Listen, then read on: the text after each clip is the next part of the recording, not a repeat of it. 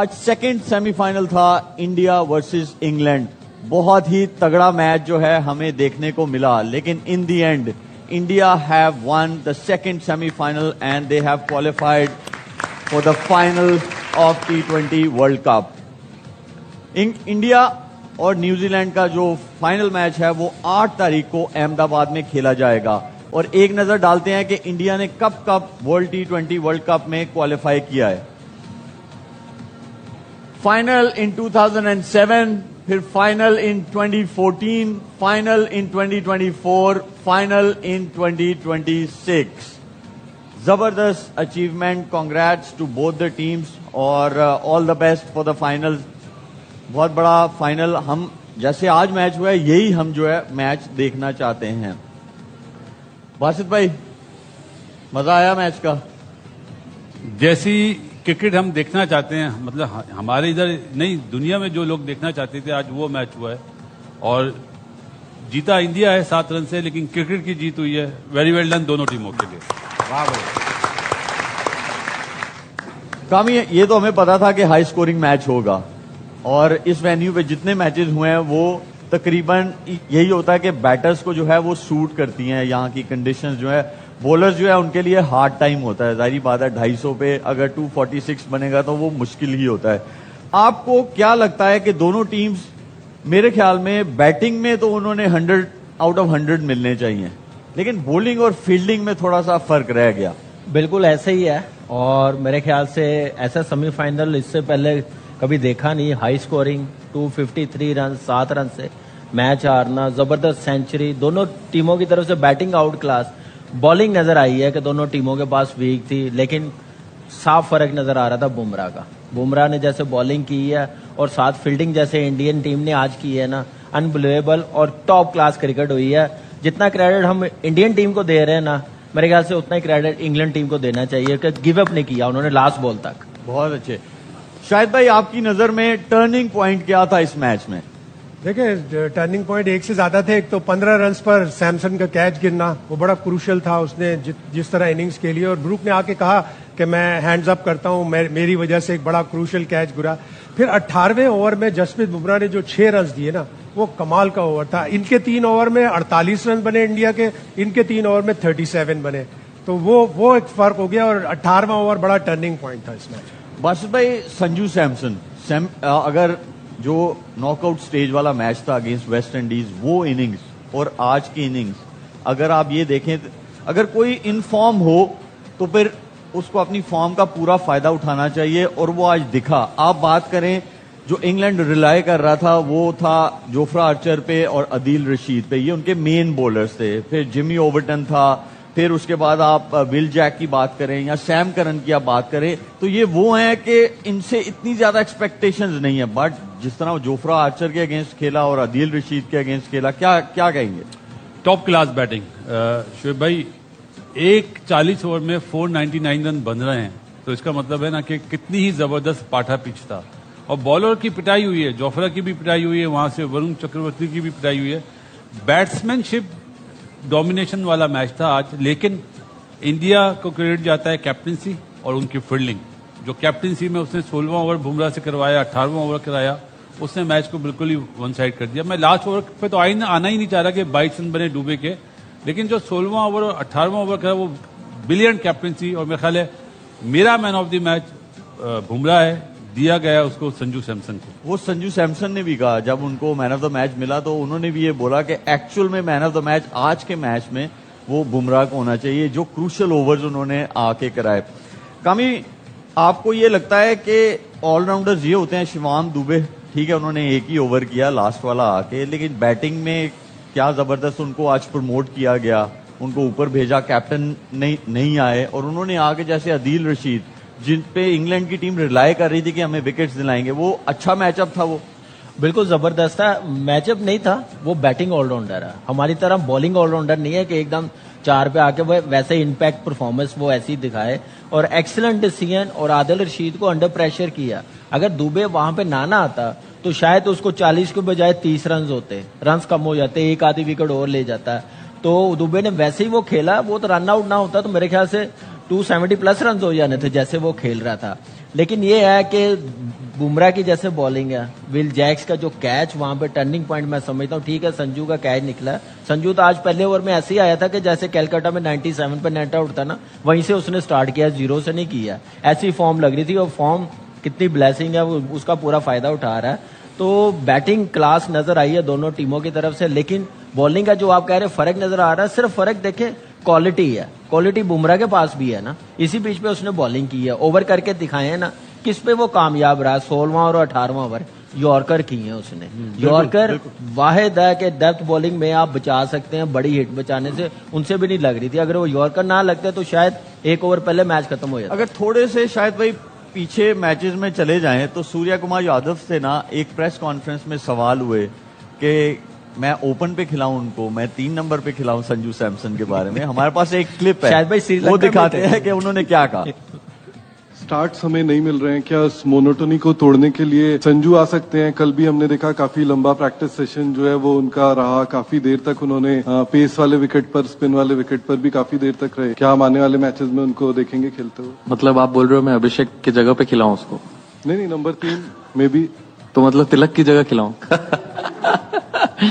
अच्छा ही तो चल रहा है अभी पावर प्ले में, कहाँ 50 रन 40 रन तो बना ही रहे हो। जी शायद भाई क्वालिटी प्लेयर है, आप उसको ओपन खिला लें, 1 डाउन खिला लें, और उसने जिस तरह आईपीएल में अपने आप को ग्रूम किया, इस वर्ल्ड कप से पहले तो वो किसी गिनती में ही नहीं था, वो तो बेंच पे बैठा हुआ था। वो तो रिंकू सिंह के साथ एक ट्रेजेडी हो गई, वो गया वापस और संजू सैमसन आया और वहां से उसने पलट कर नहीं देखा, आउटस्टैंडिंग बैटिंग की है। बासित भाई हमेशा जो है ये डिबेट चलती रहती है संजू सैमसन पे, आपका क्या कहना है? मैं तो जो उसने 2 इनिंग्स खेल दी है ना, एक चेजिंग में और एक पहले बैटिंग करके, इनक्रेडिबल इनिंग्स, मतलब words are less to praise both the innings. Shoaib, सच ये है कि वो प्लेयर्स की सिलेक्शन करते हैं अपने मुल्क के लिए, इंडिविजुअल्स के लिए नहीं। जैसे अभी इंटरव्यू आपने दिखाया कि मैं किसकी जगह खिलाऊं, संजू ने प्रूव कर दिया ना, आया ओपनर, परफॉर्मेंस करा बैक टू बैक, मतलब दोनों 100 ही करें उसने, 93 आप बोलें या 89 बोलें, ये 100 के बराबर ही हैं। तो वो प्लेयर्स को पिक करते हैं जो मुल्क के लिए अच्छा खेले। अनफॉर्चुनेटली हमारे मुल्क में बार बार बोलना पड़ता है, हम प्लेयर्स को रेपुटेशन पे पिक करते हैं, ये नहीं देखते कि कौन हमारे मुल्क के लिए फायदेमंद है। वो चीज अगर हमारे में भी ऐसी मतलब सोच आ जाए तो हमारी टीम भी बेहतर हो सकती है। तो संजू की मिसाल सबके सामने है। ईशान किशन ओपनिंग में बहुत अच्छा कर रहा था, आप उसको मतलब इंडिया वाले नंबर 3 पे लिया, तिलक को 5 पे लिया। आज आप देखें ना, लेफ्ट राइट कॉम्बिनेशन अपनाया उन्होंने जी। सूर्या हट गया, अपने नंबर पे छोड़ दिया।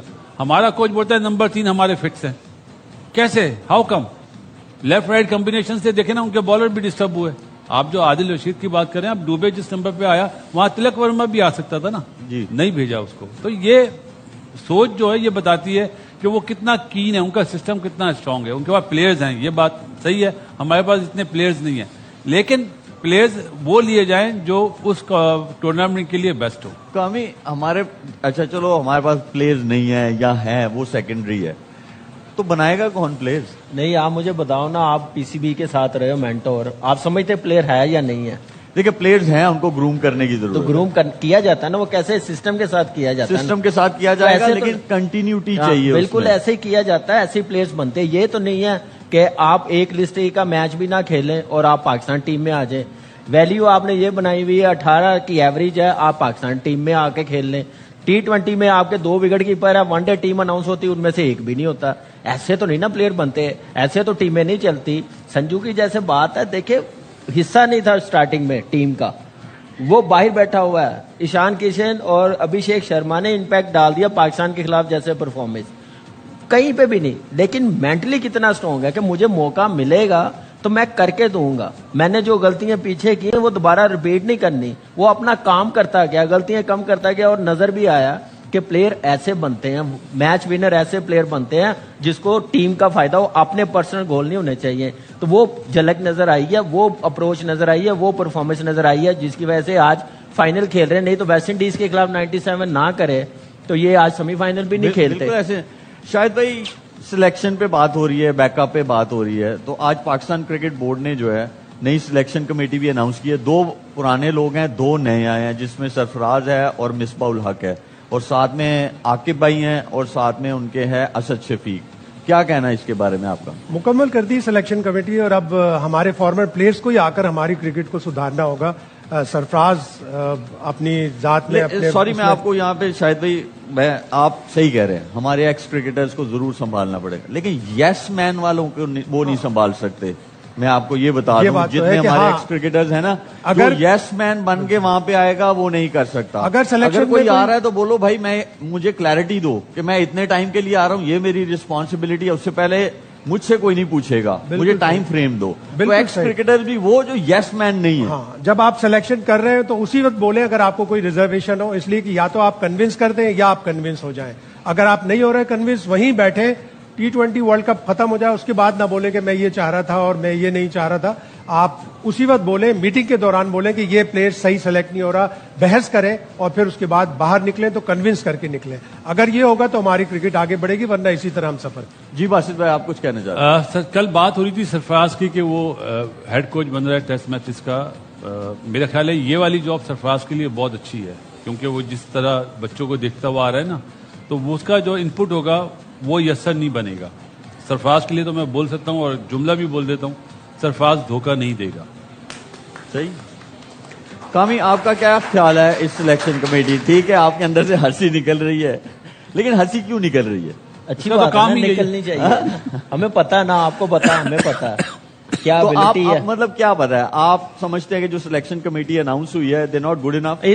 मुझे लगता है कि अगर ये सिलेक्शन कमेटी अगर इतनी अच्छी है, पाकिस्तान क्रिकेट बोर्ड में इतने अरसे से हैं, तो हमारी क्रिकेट इस लेवल पे नहीं आनी चाहिए थी, बेहतर होनी चाहिए थी। किस पोस्ट पे नहीं आए सरफराज सारे तो ये पहली बंदे? दफा आया। सिर्फ सरफराज को निकाल के, मैंने बाकी सिर्फ जो सरफराज हैं- को ही बोला है। नहीं, आपकी मैं बात नहीं कर, मैं ओवरऑल सिलेक्ट आप देखें नहीं, कि- आपकी बात नहीं कर रहा हूं, वह आप ओवरऑल देखें ना कि कितनी जॉब पे आए, किस किस सीट पे आए हैं, क्या वहां पे बेहतरी आई है, क्या वहां पे तीर मार दिए, कौन से ब्रेडमैन दे दिए पाकिस्तान की क्रिकेट को कि यही नजर आ रहे हैं, इसके अलावा कोई और नजर नहीं आ रहा। अच्छा, मैं इसकी और डेप्थ में जाता हूं। बासित भाई, मैं आपसे पूछता हूं, क्रिकेटर्स जो हैं, एक्स क्रिकेटर्स, वो ही रिस्पॉन्सिबिलिटी उनको दी जा रही है ना, तो उनकी असेसमेंट जो है वो उस तरह नहीं करनी चाहिए कि जब वो खेलते थे पाकिस्तान टीम में, कोई सा भी फॉर्मेट खेलते थे, वो किस माइंडसेट से खेलते थे, तो बड़ा आसान हो जाएगा। फिर तो बहुत सारे लोग नहीं आएंगे। हाँ, तो वो फिर mindset की- देखिए, हमें तो एंड गोल क्या है, हमने क्रिकेट को अच्छा करना है। तो क्रिकेट में ये तो नहीं है कि भाई किसने क्या किया था अपने टाइम में या क्या किया, नहीं भाई, वो किस माइंडसेट से खेलता था, उसकी प्रायोरिटी क्या थी। अभी आपने इंडियन टीम की बात की, आपने बोला कि भाई वो टीम के लिए खेलते हैं, तो यहाँ फिर जो टीम के लिए खेलते रहे हैं वो लोगों को आगे आना चाहिए। बिल्कुल सही बात है। फिर उन लोगों को लाएं भी तो, कि जो यस सर ना हो, जो तो- बात करें आंखों में आंखें डाल के। तो वो नहीं करेंगे ना बासित भाई, वो इसलिए नहीं करेंगे कि जब वो क्रिकेट खेले भी तो वो टीम के लिए खेले। हाँ, तो अभी भी वो जो काम करेंगे वो किसी के नीचे लग के नहीं करेंगे काम। यही बात है 90s कौन? के जो ये वाले? players- नहीं, ये वाले नहीं, जो अच्छा। वो 90s के जो प्लेयर्स है ना, उनमें बहुत सारे नाम ऐसे हैं कि वो यस सर नहीं बनेंगे, इसलिए वो लोग आते भी नहीं है। अब मैं 2-3 नाम अगर आप चाहें तो मैं लेना चाहता हूँ। बिल्कुल, बिल्कुल। जो मुझे लगता है, शाहिद आफरीदी है, शोएब मलिक है, अपना हफीज है, यूनुस खान है, एक मेरे सीधे हाथ पे बैठा हुआ है, मैं नाम नहीं लूंगा इसका। शायद भाई, शायद तो ये लोग आएंगे तो यस सर नहीं होंगे।